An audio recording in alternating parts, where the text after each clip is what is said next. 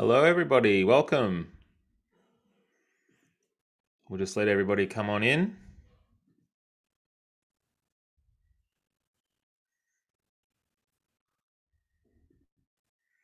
Hey, guys. I can see a couple of people waving. Feel free to write in the chat who you are, where you're from. Hello. We'll be kicking off very shortly with Kylie and Caro.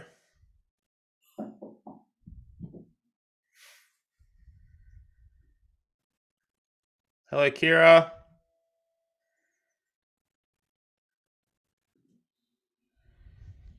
I feel like I'm on one of those. I don't know whether you guys watch those gaming people on Twitch and things like that. Like I'm talking to the chat and then I'll start playing some Super Mario or something like that. And you can all watch me play. That's weird. Oh, hey, King Valley, Victoria.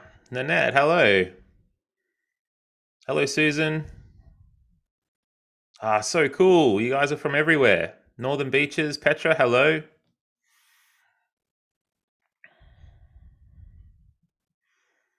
Amanda from Morridale. Rule, Victoria. That's my from Gippsland, so originally that's where I'm from. Swan Bay, Tassie, nice. Hey guys, Sky. Newly independent Wentworth, very nice. Brant. Brant, yes, I know you have your pie. Now you inspired me to bring something to tonight's proceedings. I thought it was good. I thought I'd have a beer. Look, we're all at home. We're in a library sort of, but really we're in our homes. We can relax and enjoy a beverage. And so I've brought this beer, which I thought was fitting. Crisp lager. I feel like this is fitting. I'm not sure anyone's felons, but I'm going to enjoy a beer while I just feel like it was a pubby kind of evening. You know what I mean? I better introduce the people. Sorry, I better introduce our guests because I can see Kara's talking in the chat here. So hello. Let me introduce our wonderful guests, and we'll get on to our wonderful chat this evening. So first of all, we have Kylie. Kylie Stevenson, 17 years experience as a journalist, work appearing in newspapers, magazines, websites all over the country, and The Guardian, The Australian, The Weekend Australian magazine. She is very well read, well researched, well spoken. Hello, Kylie. Welcome, Kylie, everybody. Hi. Hi, everyone. Thank you for coming. And in a first for Ben's book club, we've got two authors today. So we have Caroline Graham. She's worked as a newspaper reporter, magazine writer, and now teaches journalism at UQ. She has also facilitated the publication of major student-authored investigative packages in The Guardian, Australia, News Corp, APN, Australian Regional Media, and Crikey. So Caroline, everyone say hello to Kylie and Caroline. Thanks for being here, everyone. Yeah, it's cool. We've got a lot of people here. This is great. Great turnout for a great book. Yeah, sorry, I should have hit you up about the bringing of a beer. I feel like this should be the vibe, right? We're in a pub all together. We'll just watch on longingly as you jealously watch. Yeah, we drank too many beers writing this book, ate too many schnitzels. Well, I wanted to start with, I think, probably the most important question of the evening. What was the strangest pie flavor that you ate in France? Did you ever try? Have a confession. Did you ever try the camel?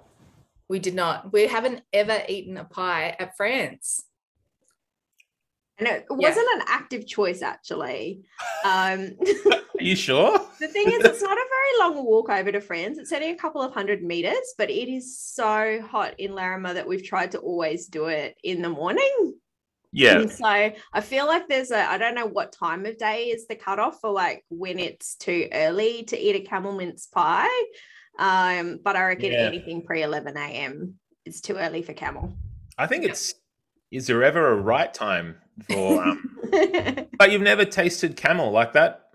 I feel like if you're out there in, getting into the vibe of the town and stuff like that, I thought you might have tried the camel, but I can 100% understand why you didn't. We usually opt for the scones when we're at Fran's. There's a pretty good scone there, so Really it's nice. more of a breakfast vibe about it.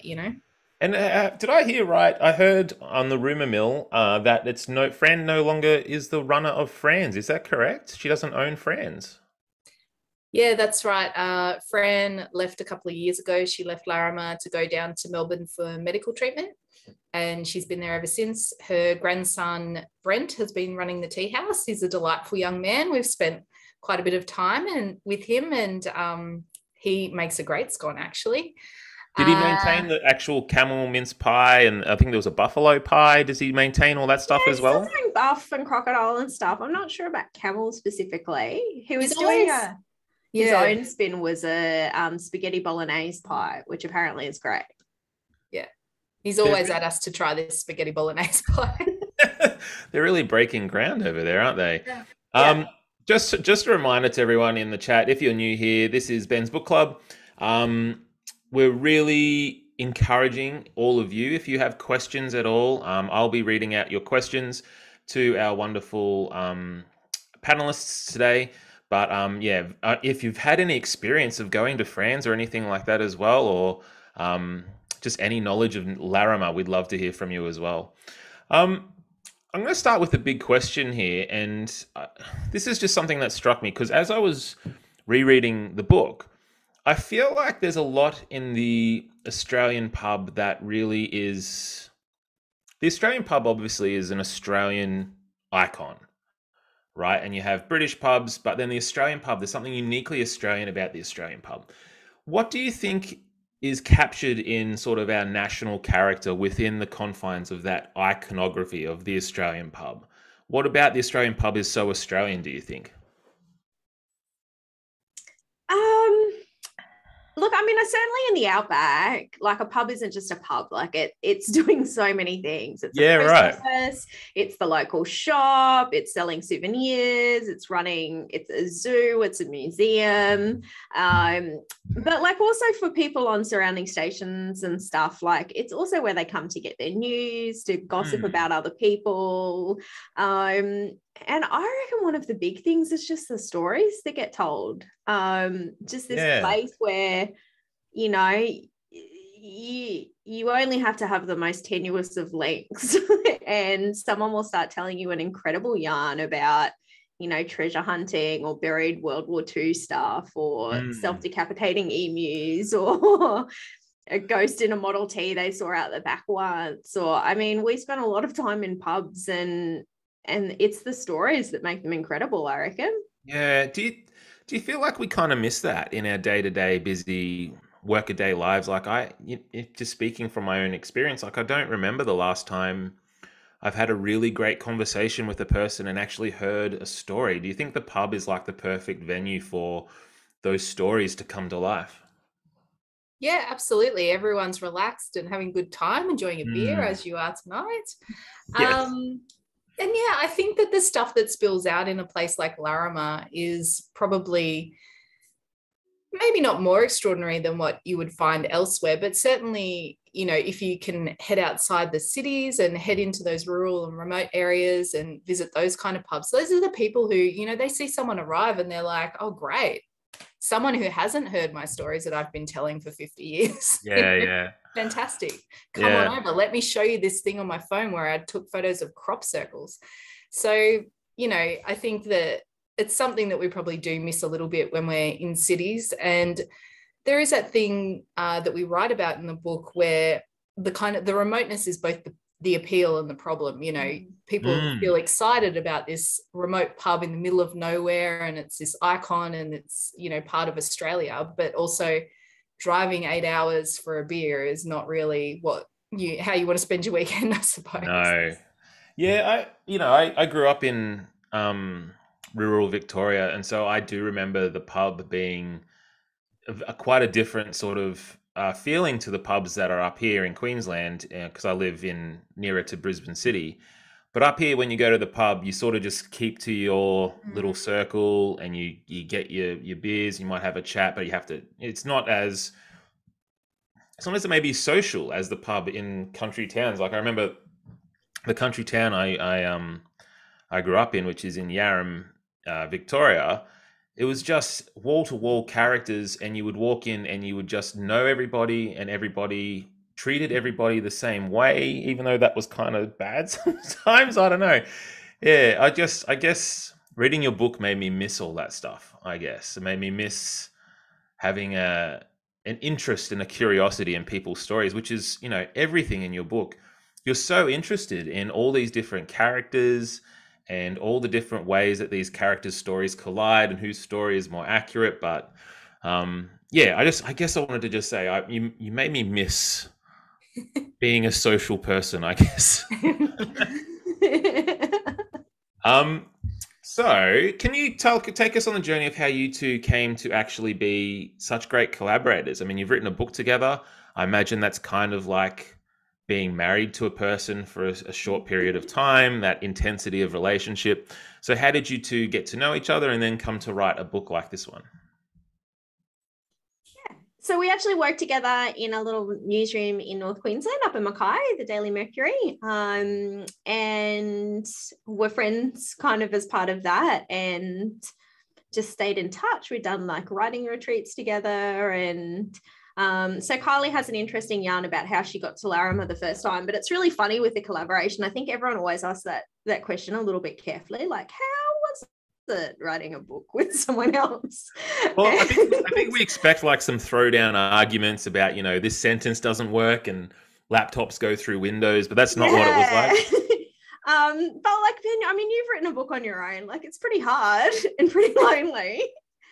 And it is so nice to have someone else in the thick of it with you. And like, one thing we always say is, like, you get obsessed. I mean, this has been 4 years now, Kylie, and like we've just gone down every rabbit hole imaginable, and we have been banging on about this town in the middle of nowhere to everyone who will listen for 4 years, but like nobody cares as much as Kylie. Like, it doesn't matter, like the tiniest little lead, I can call her up and I know she's going to be as invested as I am. It was super fun to write together, and I feel like I learned heaps. Like, Kylie's hilarious and she's a great writer, and she expands my writing in different ways. And I don't know, maybe it's like, I don't know if it's like a marriage, but I reckon it's the closest you can get to actually being inside someone else's thought process, because we're in a document together a lot of the time, and you're actually almost seeing a thought happen in someone else's head. It's really cool.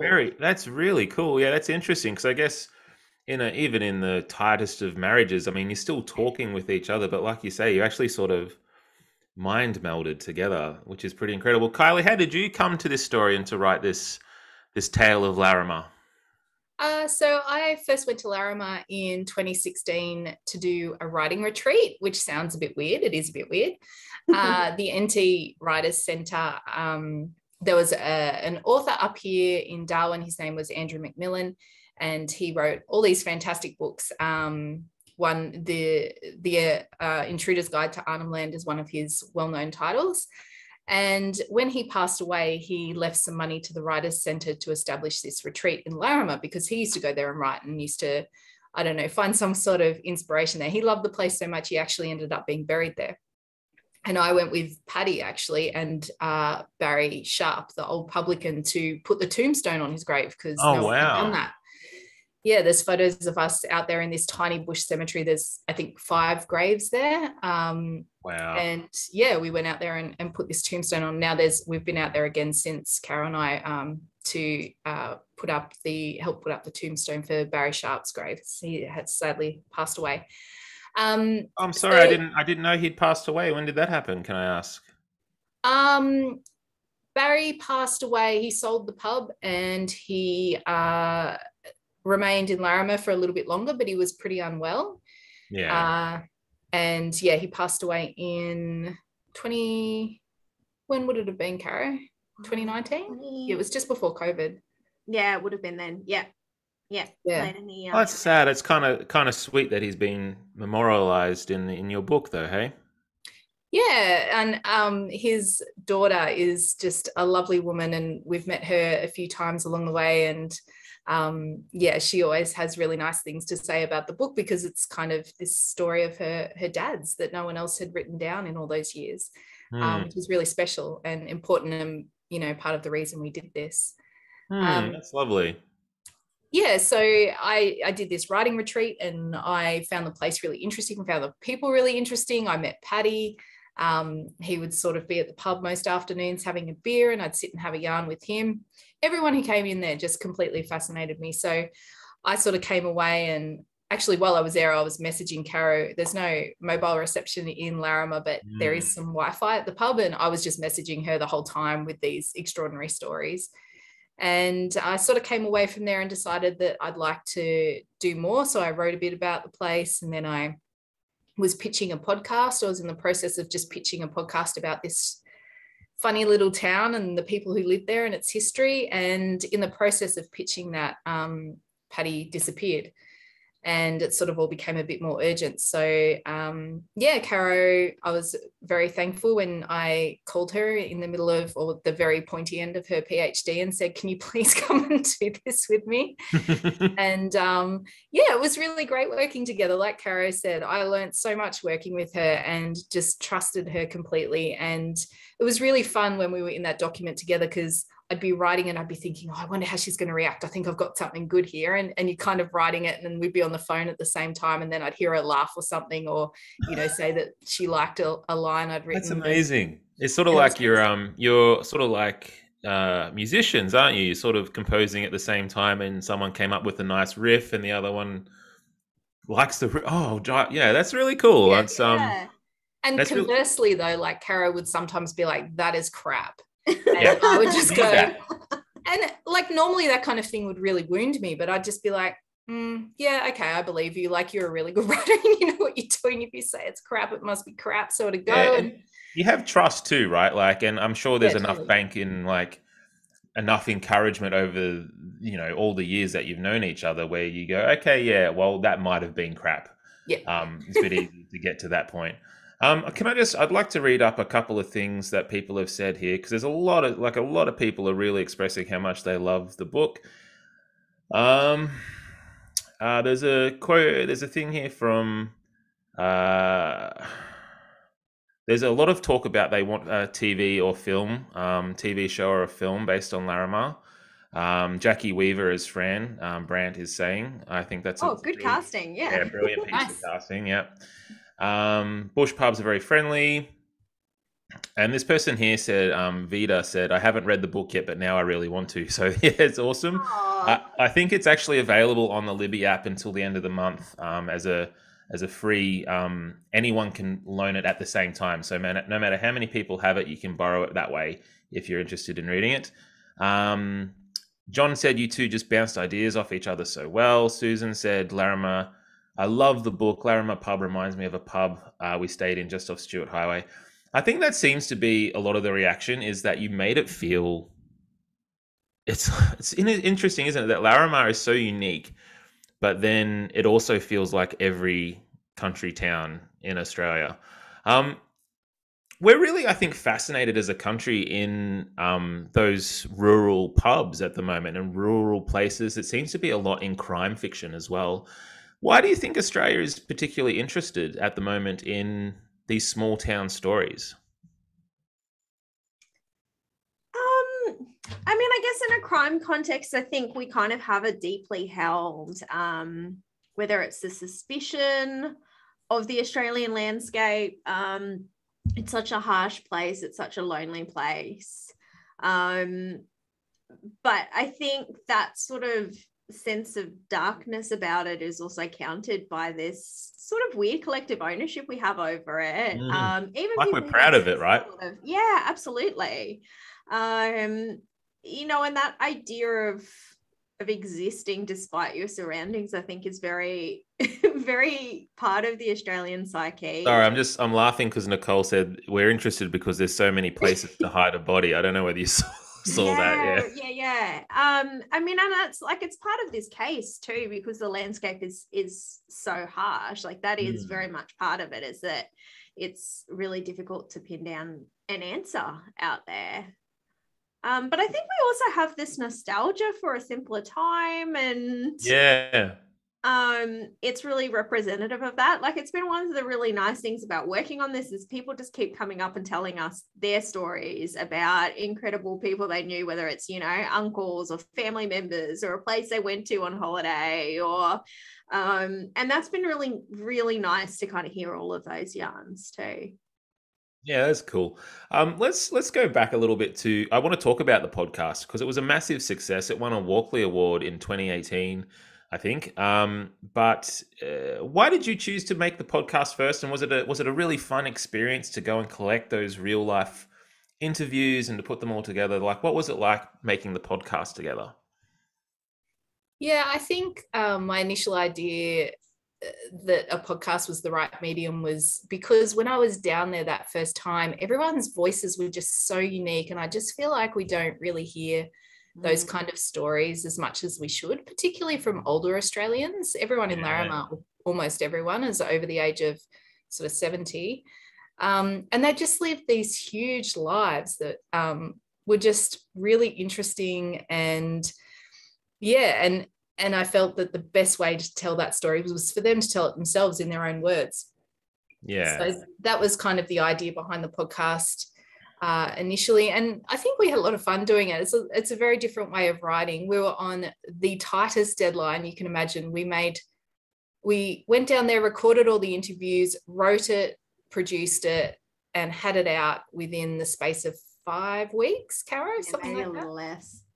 I thought you were going to say 5 months then, and I was going to be astounded at that. 5 weeks? Oh my gosh. I wouldn't recommend it. No, It's not ideal. Like, Caro was still working on her PhD. I had a 5-month-old baby. It was very bad time for both of us.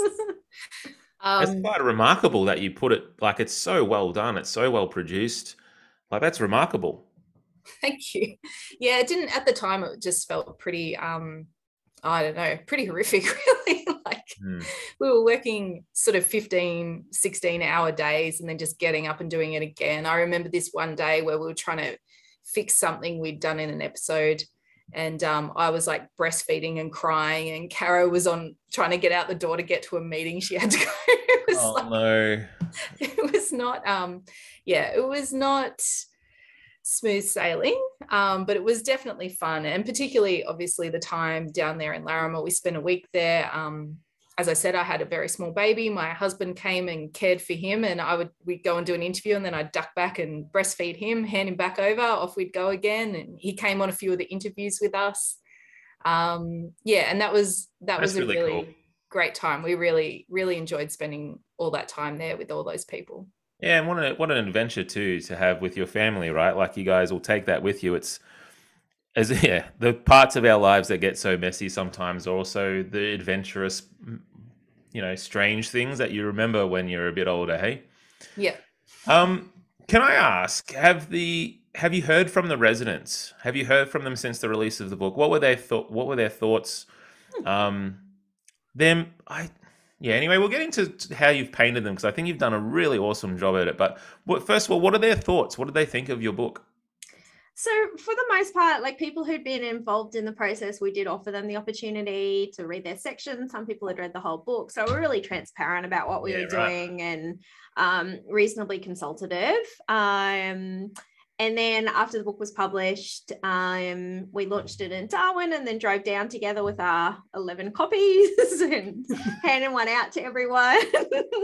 That's so cool.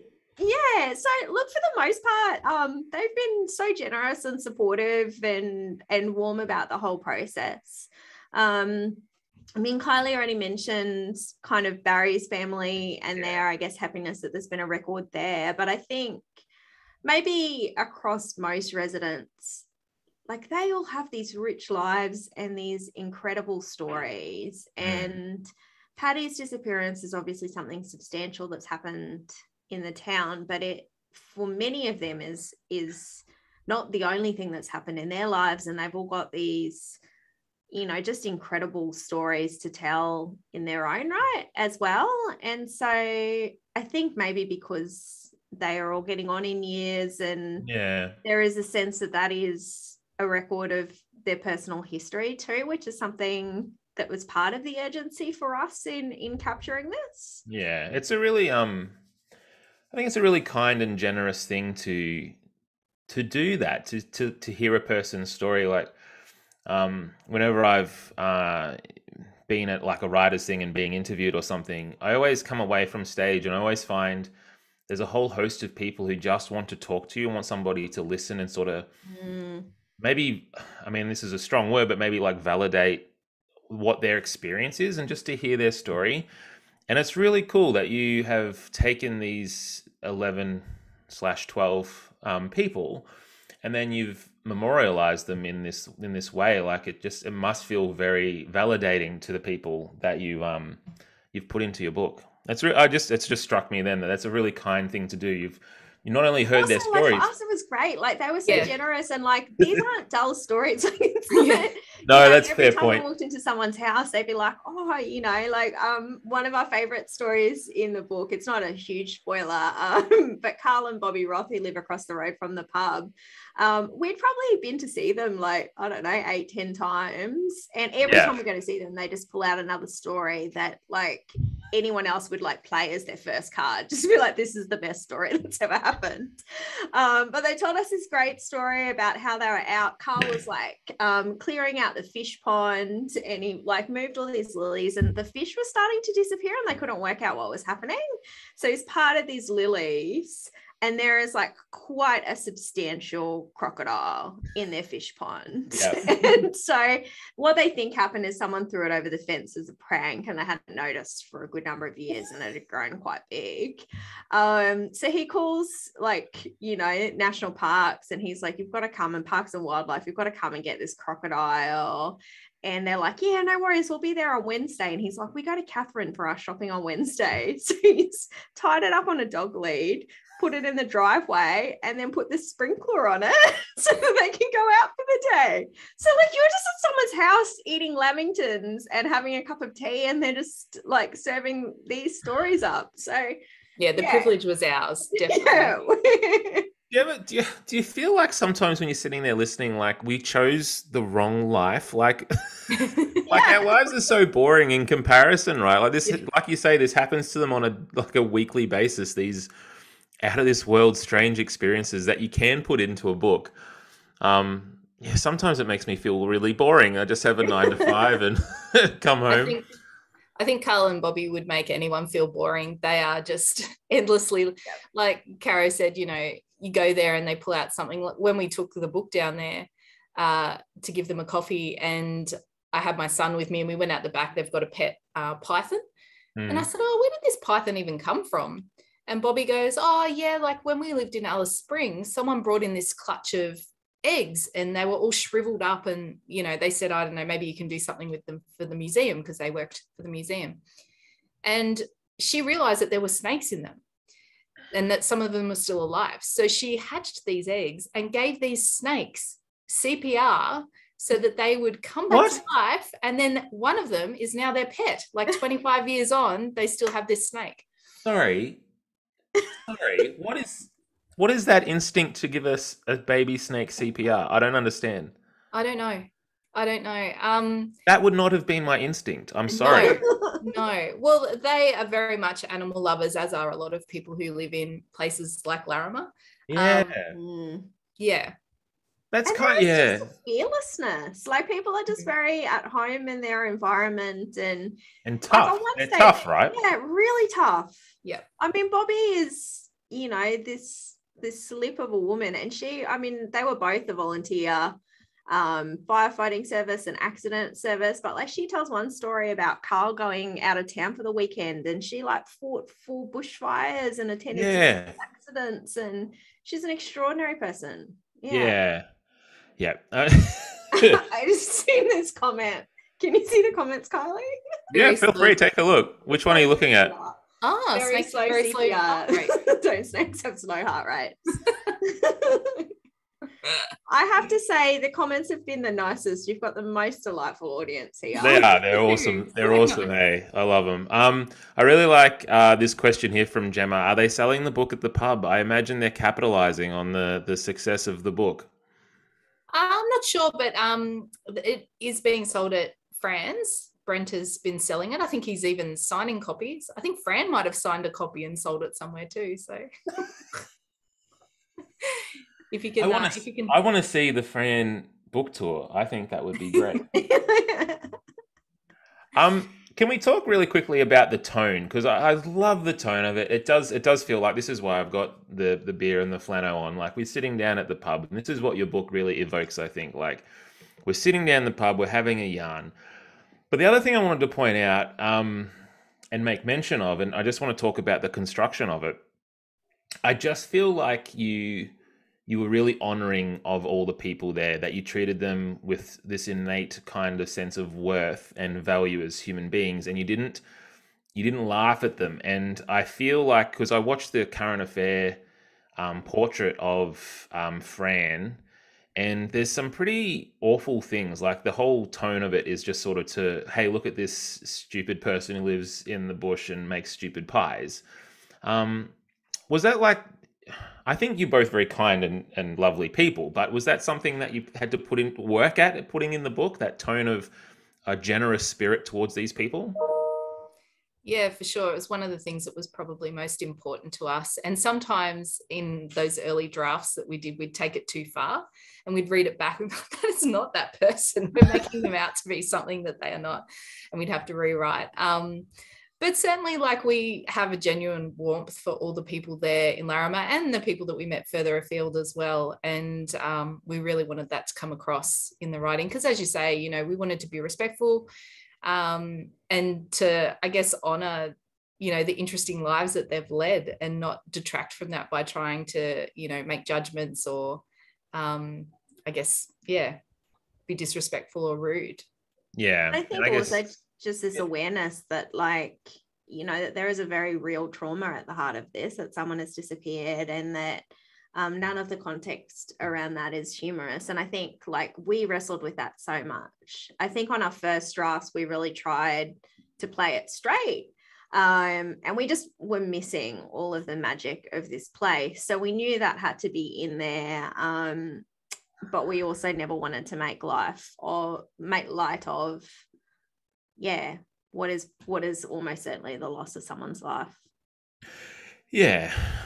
And I think I saw that Fran especially attracted a lot of really pretty undesirable attention afterwards, where, you know, the headline, I think even of the Current Affair thing, was something along the lines of, you know, did she bake him into a pie? But then she had, you know, the word murderer screamed at her and things like that. That must be awful for her. So yeah, I guess that factors into the tone that you said in the book, right? Was about sort of letting her take the stage a little bit, because she has a story too. Yeah, and she's a really interesting woman, a really tough woman as well.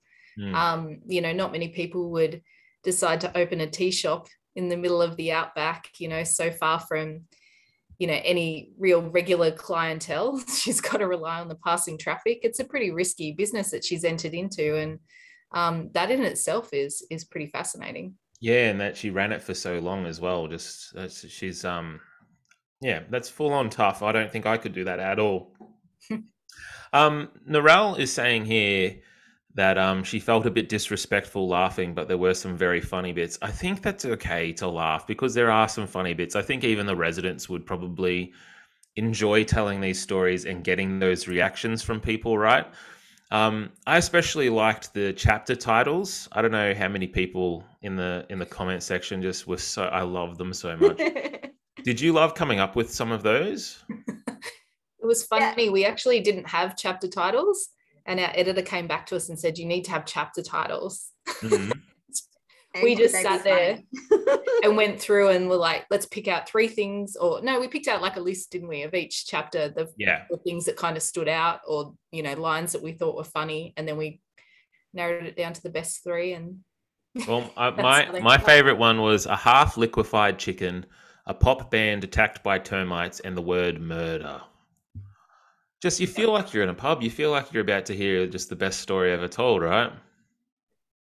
Maybe, can I get some, if you guys have the book there, can we see can you guys find some of your favorites and put it in the chat? I'd love to see what you guys were thinking about in regard to some of your favorites there.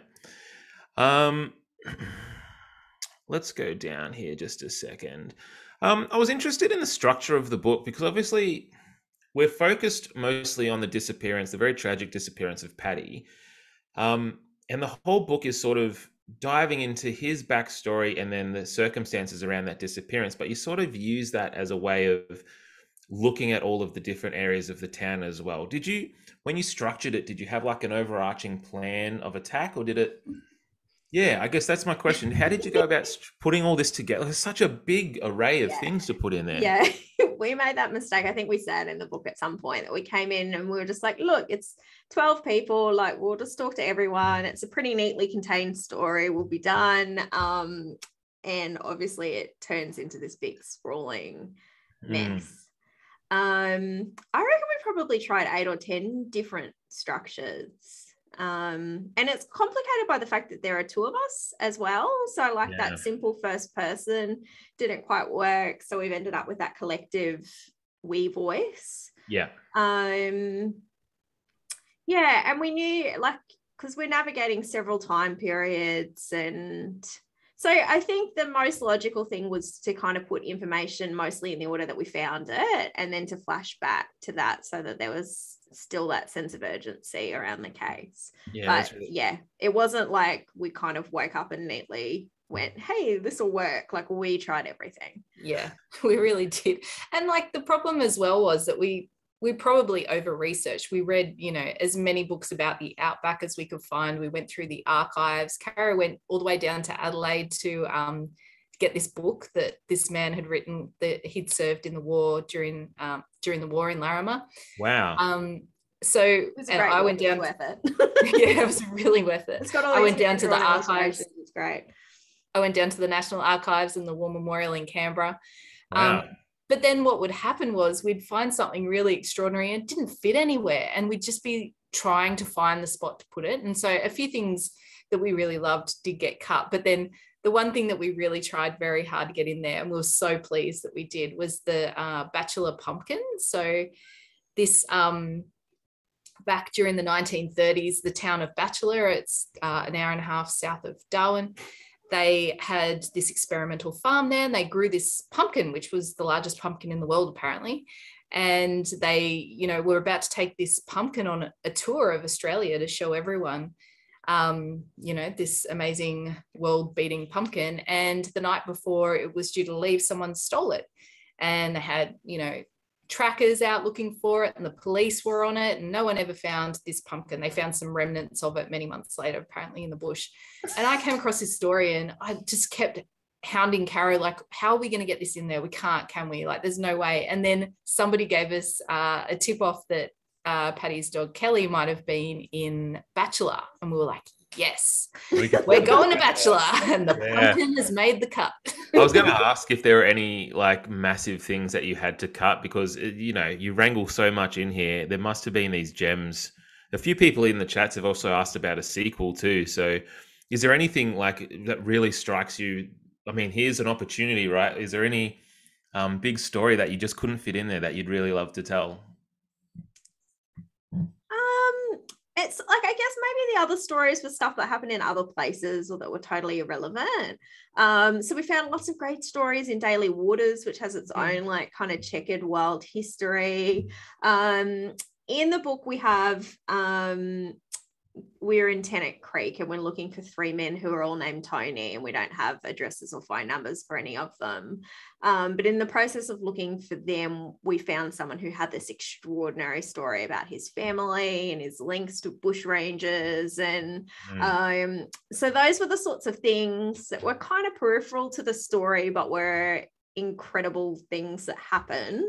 Yeah. And we've done a few kind of spin-off features and stuff like that, but there's probably still a few of those things kicking around that we'd be keen to delve into. I could drive around the outback for the rest of my life, listening to stories and writing. I think you both have, I mean, people in the chat can probably attest to this as well. You're both actually very good at telling stories yourselves. Like, just listening to you talk about them, like it's like you've become expert at the bush yarn. from all this time talking to all these people. Like, that would be such an incredible book series to go and focus on all these different towns and just, bring the populace to life. Like, that's one of the things I enjoyed so much about this book was I felt like I've been to Larrimah, even though I've never set foot there. One of my favorite stories, I can't actually remember if it made it into the book or not, was this Daily Waters, which is just south of Larrimah, used to have an international airport. So all these planes used to stop in there on their way to London and things like this. And there was like an extraordinary number of, air accidents in that area. I don't know what was going on, but planes seemed to crash there reasonably frequently. So there'd been some kind of disaster where a plane had, not a disaster, no one had died, but a plane had had some sort of crash landing and couldn't take off. So then all these smaller planes had to come and pick everyone up. And these two blokes who were going down to Melbourne jumped on a little plane, it crashed. And the other passenger on the plane was actually a crocodile that was being transported to the zoo down in Melbourne. And they crashed in the middle of nowhere. They all survived, except for the crocodile, who they had to eat in order to survive until help came to rescue them. I guess we'll never know the mystery of whether or not that crocodile died of the plane crash or whether or not they had to make a hard choice. Jeez. Yeah. I was going to say, it sounded almost like the Australian version of Snakes on a Plane then for a second. Yeah. I don't know where that was going. We've got a couple of people saying their favourite chapter titles here. We've got one from Fiona. A face full of grasshoppers, some Russian peanut farmers, and the loneliness of a ghost town. Sorry, just reading these back is so funny. Kalani has said, a pub full of bras, a super mega fugly stunt, and a feed of beef and barra. Man, I love all those things. You must have just had so much fun, like just such a laugh coming up with all that. Can we just say, because we're running out of time amazingly, I don't know how this is happening because I feel like we just started. But there has been a bit of an update in the case, is that right? Like there's some new thing that has been happening in the case of the disappearance of Paddy and his dog Kelly. Are you able to update us a little bit about what's been going on? Yeah, I'll start you off, and Kylie's got the inquest findings there. So, oh, great. We covered the first half of the inquest in the book, and we won't kind of go too deeply into it, but it's an unusual inquest for a couple of reasons. So one is that they held an inquest into Paddy's disappearance really quite soon after the disappearance. Yeah. And the rationale for that was because there were so many people who were not well or who were aging in town. They wanted to make sure that they captured that information while it was fresh. Yeah. And then essentially what happened is that they held that open for almost 4 years. Is that right? Yeah. We make the kind of comment that time doesn't exist in Larrimah, and it's happened a bit to us in the process of writing. But it was held open for 4 years, and so probably 6 weeks ago, it would have been April. I was back up in the Territory. Kylie obviously lives there, to go and cover that. So it was a 2-day hearing. There are a couple of new witnesses who were introduced, but probably the big thing that happened was the revelation that police had, with the permission of a warrant, put a listening device in the home of, I believe, both Fran, but also specifically Owen, who was Fran's gardener. Yep. And so over the course of 6 months, they played for the court a series of 8 recordings that were mostly Owen either talking to himself or singing or talking to his dog. And many of those, and the transcripts are available online, but there is some graphic detail kind of saying things like, I killerated old Paddy, I hit him with a hammer, those sorts of things. Oh my gosh. So he denies that is him that said that.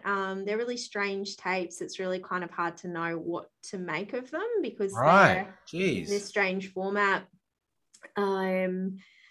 So yeah, that came out at the inquest, and then I'll let Kylie read the findings. Someone's just asked whether the recordings will be released. At this stage, I know there's lots of requests in, but they're not released, but the full transcripts are available online, or we've done a couple of bonus podcast episodes with the full transcript or reading of. Yeah, right. Yeah, so I'll read the findings rather than try and paraphrase them so I don't get us into any trouble. No arrest has been made or anything like that. Yeah. So the coroner said, in my opinion, Paddy was killed in the context of and likely due to the ongoing feud he had with his nearest neighbours. He likely died on the evening of 16 December 2017. He had ridden home from the hotel, put the mostly eaten chicken in the microwave, put his wallet on the table and his hat in the usual place, put the food in the dog's bowl and got his own meal out of the freezer. He then went outside with his dog. There is no evidence as to where he went. However, it is likely that the new plants at Fran's place were of some attraction. The feud with Fran Hodgetts had been escalating. And the coroner has handed these findings on to the Department of Public Prosecutions and the Police Commissioner, and we're just waiting to see what might happen next. Wow, that's incredible. I had no idea. I hadn't listened to those new episodes. I'll have to go and have a listen to the bonus episodes. But yeah, geez, like that sounds like a massive breakthrough in the case, right? Like that's something that you guys have been wanting for a while. Yeah, so interestingly, those recordings were actually made over a period of 6 months just following Paddy's disappearance. So I think the device was placed in Owen Laurie's home on about the 28th of December, so only a couple of weeks after Paddy went missing. So the police were pretty interested to know what was going on regarding that feud, I suppose, early on. Yeah. So they've had those recordings for quite some time, and obviously it hasn't been enough to make any kind of arrest on anyone. So yeah, it's just kind of waiting to see what might happen next. Yeah, and I guess you have to be pretty careful around legal findings and things like that, not to insinuate things that we don't know. But yeah, that's incredible that they're still pushing it. They're still trying to search for an answer as to what happened to Paddy and what happened to Kelly. And I guess it's great that there has been some news, that there has been something that's occurred, that we can the case is progressing, I guess, right? Yeah, I know the police are still really committed to it. The officers who've been working on it say it still keeps them up at night. It will be the sort of single biggest thing in their life as an officer, I'm sure.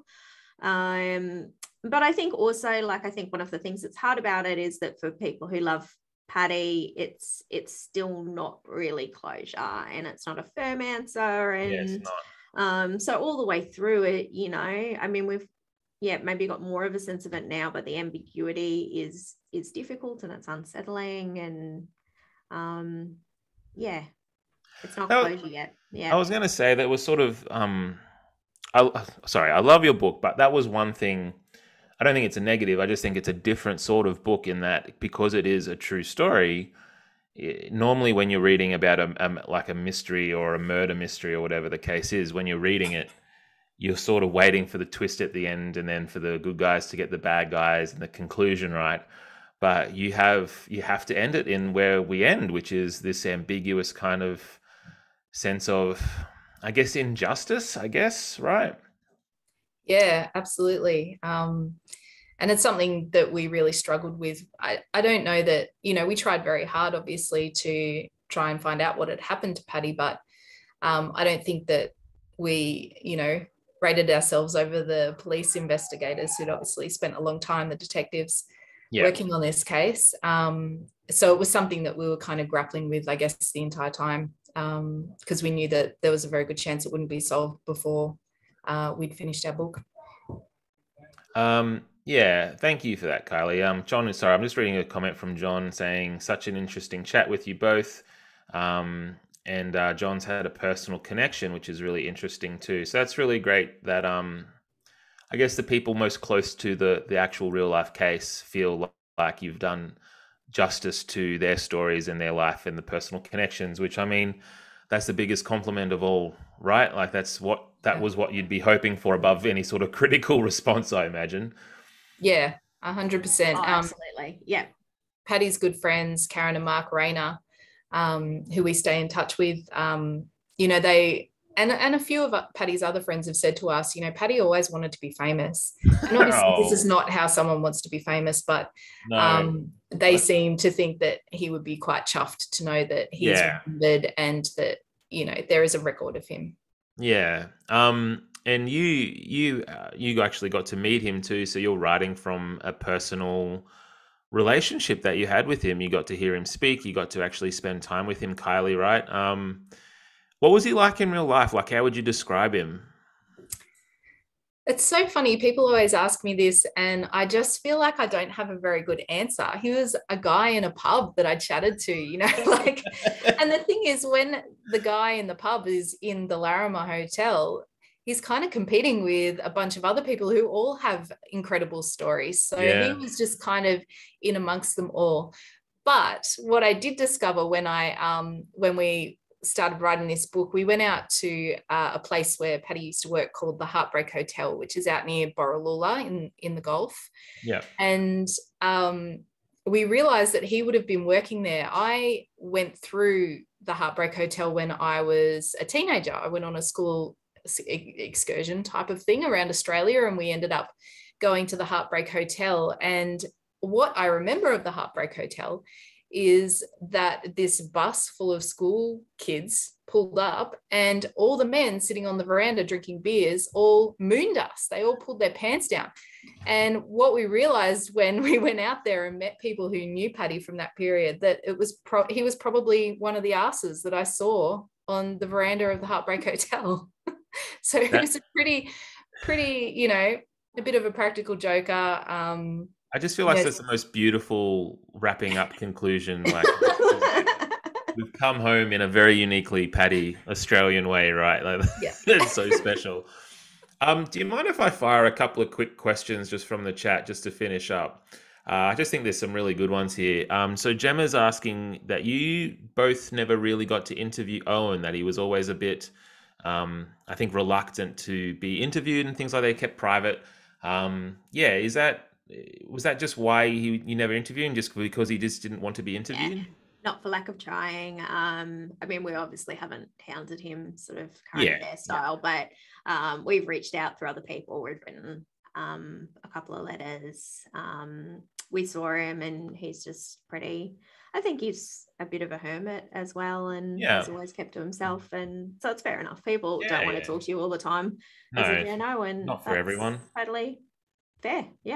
Yep. And Lisa has asked, have the police actually used any of the information that you've uncovered? Have you been, secretly hired by the police to aid the investigation at all? No. As I said, I think they have better skills than us in that department. But we did at certain times, people, when we were writing, would come to us, or, people that we were interviewing, it would come up in the interview that they had some theory or, something that they thought might have happened to Paddy that did sound reasonable and possible. And we would check those with police, obviously. And they did check out a few of those leads, but none of them have led them to anything concrete. Okay. Well, that's interesting. Susan has said, thank you so much for your dedication to this mystery. And Paddy has left his mark, which is, I think, really awesome that you've helped Paddy become famous. That's really special, I think.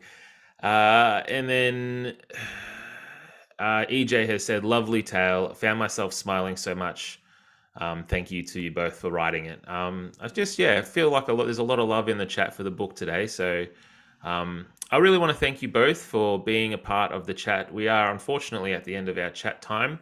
It's always good to talk to you both. And I guess I'm looking forward to whatever comes next for both of you. I'm not sure what I'm hearing, but I'm sure you're both going to do excellent things, right? Are there anything you want to talk about? I guess we want to go check out the new Larrimah podcast apps, right? Yeah, those episodes are up now. They're just a couple of short episodes. What's next, Caro? I don't know. We keep saying that we want to work together again because as Cara said earlier, writing by yourself kind of sucks. Preach. I really recommend finding a writing partner, Ben. It's great. I'll have to find someone, yeah, for sure. So I'm working on my my doctorate, which involves a novel. Cara's also written a novel. Yeah, we're kind of finishing up a few other things that we've been working on for a while, but if anyone's got, I mean, you know, we're keen on outback yarn, so anyone in the chat has a great yarn, get in touch with us. Oh, that's awesome. We'd love to do another road trip. That's so cool. I'd love to have you back for whenever the novels come out. Cool. Yeah. Back for Ben's book club again. I want to finish with this. I think this is a beautiful sentiment from Narelle. She said, it's nice that now Paddy is famous for being himself, not because of what happened to him. I think that's really beautiful. So thank you, Narelle. And thank you everybody for being a part of Ben's book club.